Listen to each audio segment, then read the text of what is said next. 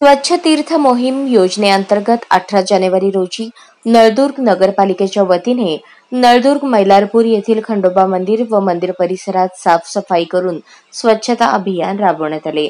यावेळी 50 ट्रॅक्टर कचरा गोळा करण्यात आला।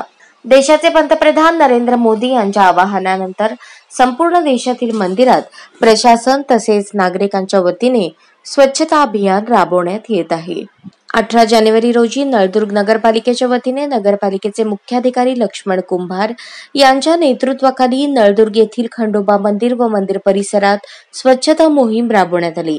मुख्याधिकारी लक्ष्मण कुंभार, कार्यालयीन अधीक्षक अजय काकडे यांच्यासह नगर परिषदेच्या विविध विभागाचे अधिकारी, कर्मचारी तसेच स्वच्छता विभागातील सर्व कर्मचारी, माजी नगराध्यक्ष उदय जगदाळे, भाजयुमोचे जिल्हा सचिव श्रमिक पोद्दार, भाजपचे शहराध्यक्ष धीमाजी घुगे, शहर उपाध्यक्ष सुनील चौधरी, भाजयुमोचे शहराध्यक्ष गणेश मोरडे, भाजपचे माजी शहराध्यक्ष पद्माकर घोडके, सुनील बनसोडे, रियाज शेख, सामाजिक कार्यकर्ते संजय विठ्ठल जाधव, अमर भाळे, शहर पत्रकार संघाचे अध्यक्ष सुहास येडगे, पत्रकार विलास येडगे, शिवसेनेचे बंडप्पा कसेकर, माजी नगरसेवक सुधीर हजारे यांनी स्वच्छता मोहिमेत सहभागी होऊन श्री खंडोबा जुने व नवीन मंदिर तसेच नदीघाट व मंदिर परिसर स्वच्छ केला।